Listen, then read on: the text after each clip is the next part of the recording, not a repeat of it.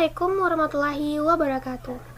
Kami dari kelompok 1 yang beranggotakan saya sendiri, Rizda Nurmayanti dengan BP 18110003 sebagai moderator dan juga pemateri 1.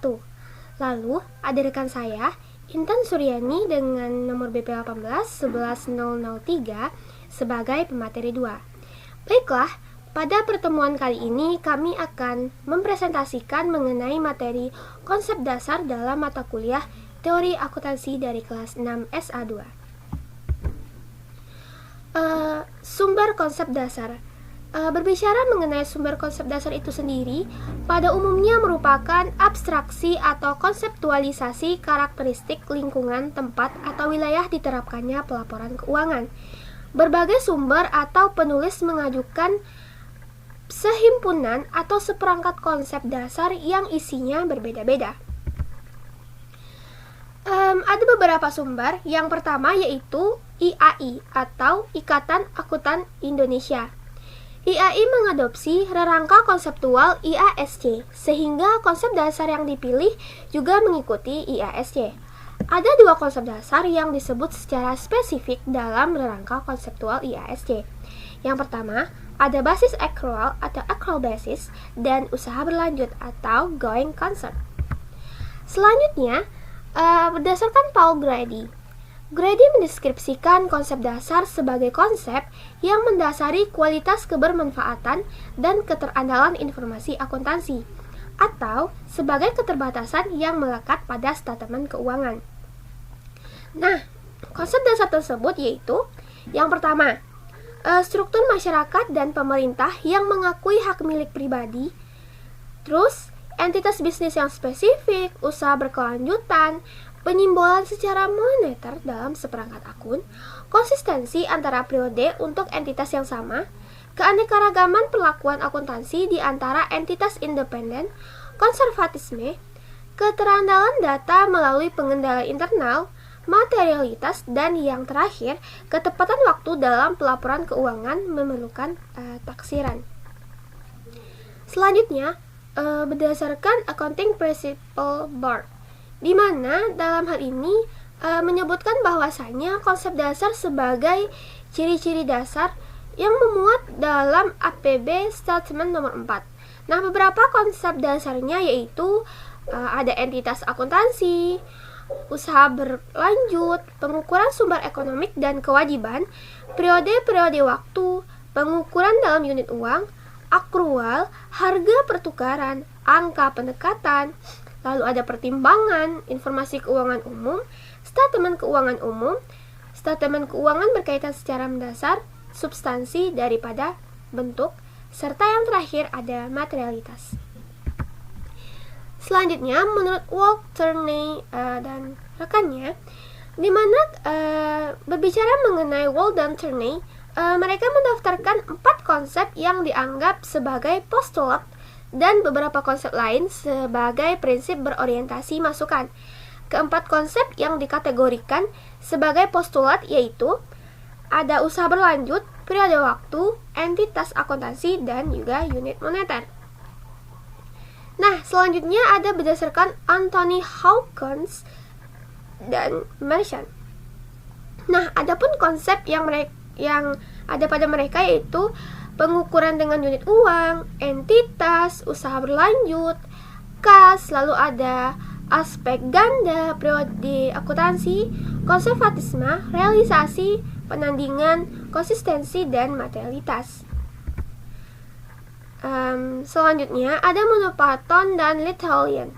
Adapun konsep yang diperkenalkan yaitu ada entitas bisnis atau kesatuan usaha, kontinuitas kegiatan atau usaha, penghargaan sepakatan, kos melekat, upaya dan capaian atau hasil, bukti terverifikasi dan objektif.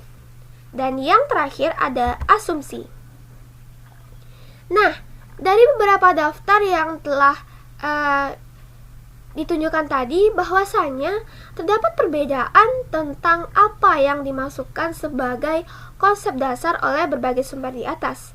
Nah, Perbedaan dapat terjadi karena perbedaan persepsi berbagai sumber tentang faktor lingkungan atau karena perbedaan pendefinisian makna atau status suatu konsep sebagai konsep dasar. Nah, contohnya nih, Grady menganggap bahwa hak milik pribadi merupakan suatu konsep dasar, sedangkan penulis lain menganggap hak milik pribadi adalah suatu faktor lingkungan. Nah, P dan L tidak memasukkan materialitas sebagai konsep dasar. Mungkin karena mereka menganggap bahwasannya materialitas lebih merupakan kriteria pemilihan informasi dan karena kurangnya validitas sebagai konsep dasar. Demikian juga, konsep taksiran lebih merupakan keterbatasan informasi keuangan daripada sebagai konsep itu sendiri. Kesatuan usaha. Nah, berbicara mengenai kesatuan usaha, konsep ini menyatakan bahwa perusahaan dianggap sebagai suatu kesatuan atau badan usaha yang berdiri sendiri dan kedudukannya terpisah dari pemilik atau pihak lain yang menanamkan dana dalam perusahaan dan kesatuan ekonomi tersebut yang menjadi pusat perhatian atau suatu sudut pandang. Lalu ada batas kesatuan. Nah, berbicara mengenai batas kesatuan, walaupun secara yuridis kesatuan usaha didukung keberadaannya, batas kesatuan usaha dari segi akuntansi bukanlah kesatuan yuridis atau hukum, melainkan kesatuan ekonomik. Artinya, akuntansi memberlakukan badan usaha sebagai suatu kesatuan ekonomik daripada kesatuan yuridis. Batas kesatuan ekonomik adalah kendali oleh suatu manajemen. Selanjutnya, kita akan masuk kepada pengertian ekuitas. Berbicara mengenai pengertian ekuitas, karena hubungan antara kesatuan usaha terpisah dengan pemilik dan hubungan tersebut dipandang sebagai hubungan bisnis. Konsep kesatuan usaha mempunyai implikasi terhadap pendefinisian ekuitas. Dengan sudut pandang kesatuan usaha, secara konseptual, ekuitas atau modal merupakan utang atau kewajiban perusahaan kepada pemilik. Hal ini berlawanan dengan pendefinisian secara struktural bahwa ekuitas hak residual pemilik terhadap aset bersih sebagaimana didefinisikan dalam rangka FASB. Dalam hal ini, sudut pandang FASB adalah pemilik. Selanjutnya, pengertian pendapatan. Konsep kesatuan usaha dapat menjelaskan mengapa pendapatan didefinisikan sebagai kenaikan atau aliran masuk aset.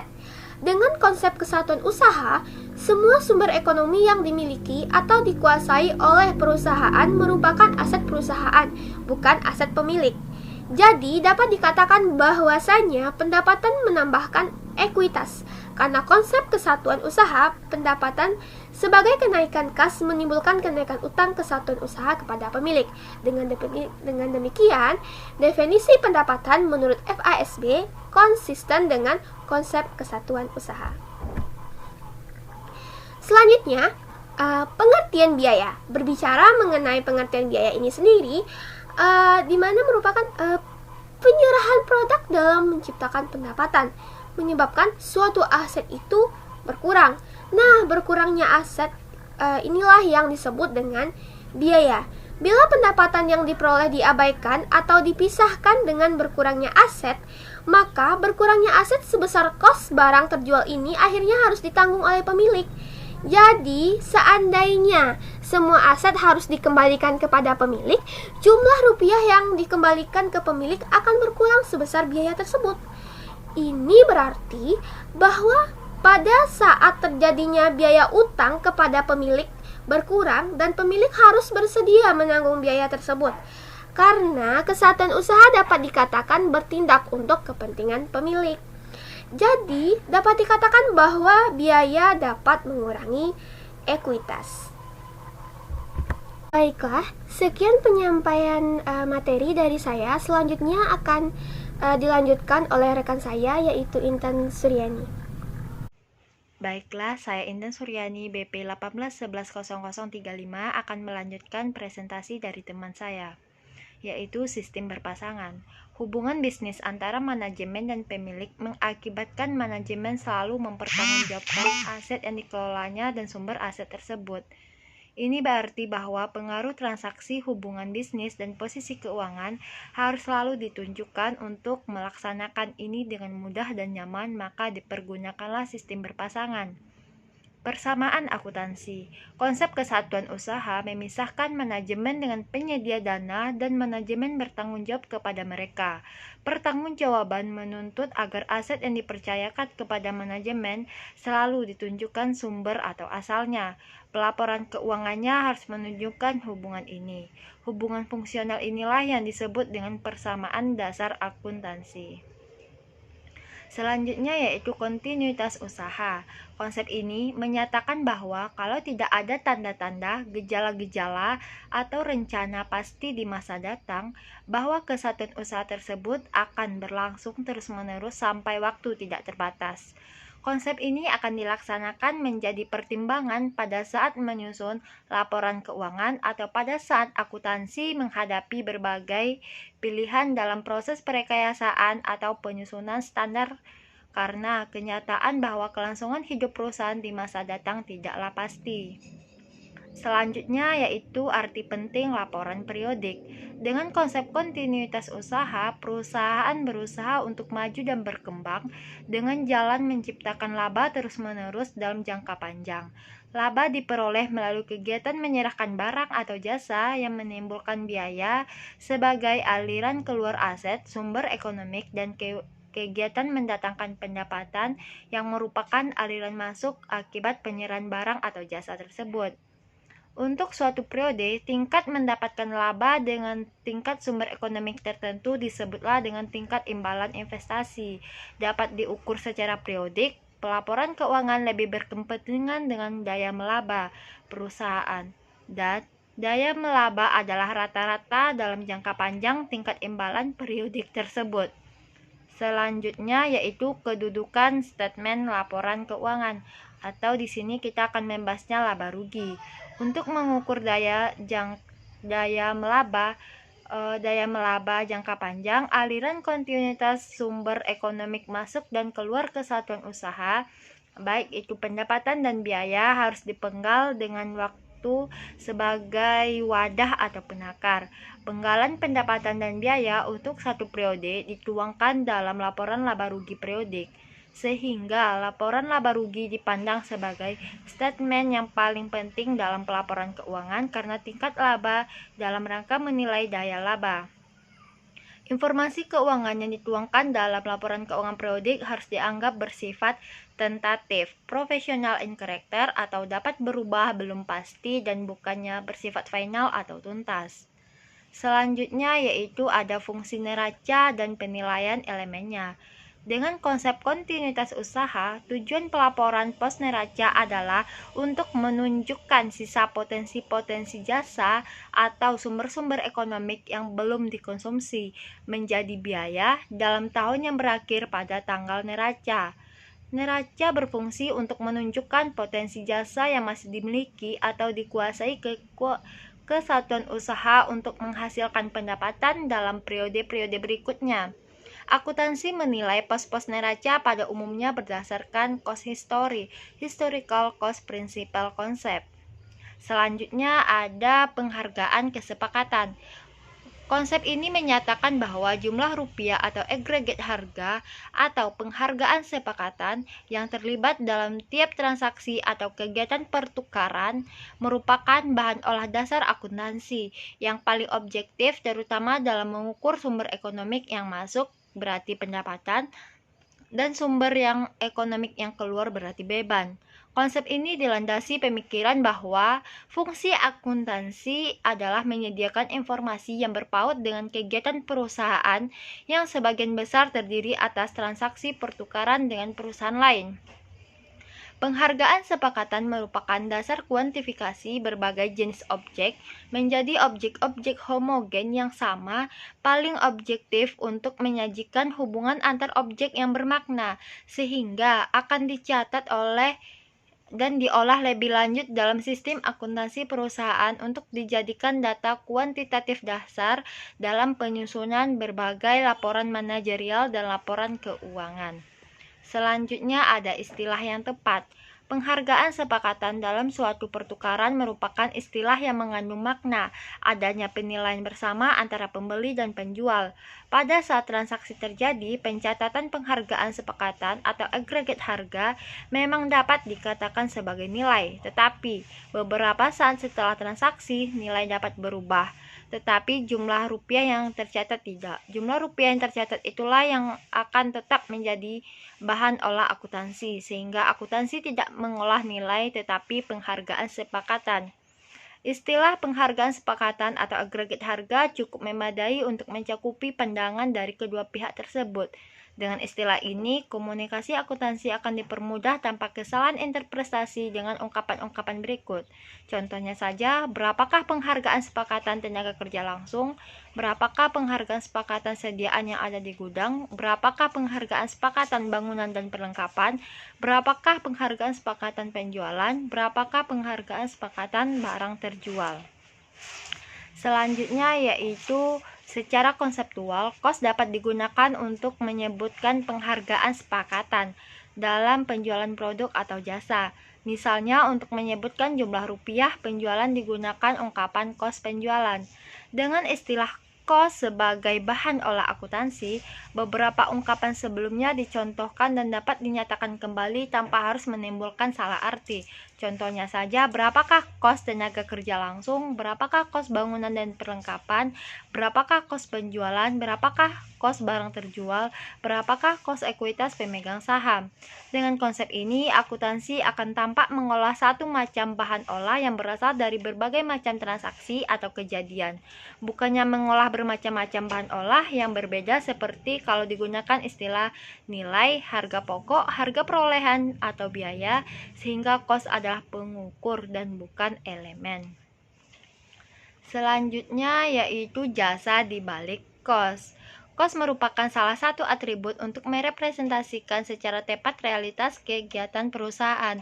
Di balik deretan angka-angka akuntansi tergantung potensi jasa yang berwujud fisis maupun non-fisis. Potensi jasa adalah kemampuan atau daya atau kapasitas yang dapat ditukarkan dan dapat menimbulkan daya, kemampuan atau kapasitas lainnya yang kekuatannya besarnya paling tidak sama dengan yang sebelumnya dimiliki oleh perusahaan yang direpresentasikan dalam bentuk kos. Contohnya saja, kas sebesar 5 juta ditukarkan dengan mesin. Ini berarti daya beli kos 5 juta ditukarkan dengan daya produksi kos sebesar 5 juta juga. Selanjutnya yaitu adanya keterbatasan informasi akuntansi. Keterbatasan akuntansi dalam memberikan informasi untuk kepentingan pengambilan keputusan. Informasi akuntansi hanya merupakan sebagian dari informasi yang mungkin dibutuhkan untuk pengambilan keputusan oleh pihak eksternal dan manajemen. Pihak eksternal yaitu pihak luar manajemen seperti investor yang selalu membutuhkan informasi akuntansi untuk kepentingannya. Selanjutnya yaitu kos melekat. Konsep ini menyatakan bahwa kos melekat pada objek yang direpresentasinya sehingga kos bersifat mudah bergerak dan dapat dipecah-pecah atau digabung-gabungkan kembali mengikuti objek yang dilekatinya. Tujuannya pengelompokan, pemecahan, dan penggabungan kos adalah untuk mengikuti aliran upaya dalam menyediakan produk dan jasa. Kos melekat dilandasi oleh konsep yang disebut dengan kos terkandung. Kos yaitu kos yang benar-benar terkandung dalam suatu objek atau produk dengan pasangan kos penggantian, yaitu kos seandainya objek tersebut tidak ada dan harus diadakan sehingga maknanya sama dengan kos kesempatan atau opportunity cost. Kos melekat merupakan konsep dasar untuk mendukung bahwa bahan olah akuntansi kos yang sesungguhnya telah terjadi. Selanjutnya yaitu saat pengakuan nilai tambah. Konsep dasar kos melekat diperlukan karena dalam mengikuti aliran fisis harus ada anggapan bahwa tiap kos mempunyai daya saling mengikat bila digabungkan dengan kos lain secara tepat. Kalau kos produk harus menunjukkan nilai, maka ke dalam kos produk tersebut harus dimasukkan jumlah rupiah nilai yang merupakan tambahan manfaat yang melekat pada produk sebagai akibat proses produksi tersebut. Nilai tambahan ini akan terrealisasi kalau produk telah terjual dan aset kos baru masuk ke dalam kesatuan usaha. Realisasi pendapatan melalui penjualan sebenarnya menandai dan mengukur dua macam kos baru sebagai bahan olah akuntansi selanjutnya, yaitu kos baru sebagai penggantian kos yang melekat dan dikorbankan keluar dari kesatuan usaha yang merepresentasi upaya penyediaan produk atau jasa yang diserahkan kepada pembeli produk. Kos baru sebagai tambahan aset laba yang menunjukkan imbalan untuk jasa modal yang ditanamkan dan risiko yang ditanggung dalam menjalankan usaha. Selanjutnya ada wadah penggabungan. Dalam mengikuti aliran bisnis produksi, kos dipecah, dikelompokkan, dan kemudian digabungkan kembali mengikuti unit bisnis produk. Ini berarti bahwa kos digabungkan dengan produk sebagai wadah penggabungan. Kos barang terjual adalah setelah produk diserahkan kepada pelanggan atau telah terjadi transaksi penjualan, maka kos yang melekat pada unit produk yang telah diserahkan akan mengukur biaya dan secara logis. Yang terakhir yaitu upaya dan hasil. Konsep ini menyatakan bahwa biaya merupakan upaya dalam rangka memperoleh hasil berupa pendapatan. Secara konseptual, pendapatan timbul karena biaya, bukan sebaliknya pendapatan menanggung biaya. Artinya, begitu kesatuan usaha melakukan kegiatan produktif, maka pendapatan dapat dikatakan telah terbentuk pula walau belum terrealisasi. Perlunya basis asosiasi. Dasar asosiasi yang tepat dan rasional sangat diperlukan agar laba mempunyai makna atau nilai sebagai pengukur kinerja yang terandalkan. Sekian presentasi dari saya serahkan kembali kepada moderator. Dengan berakhirnya penyampaian materi yang telah disampaikan oleh rekan saya tadi, maka berakhir pula lah presentasi yang dapat kami sajikan. Jika ada kesalahan kata, mohon dimaafkan. Kami akhiri dengan wabillahi taufiq wal hidayah. Wassalamualaikum warahmatullahi wabarakatuh.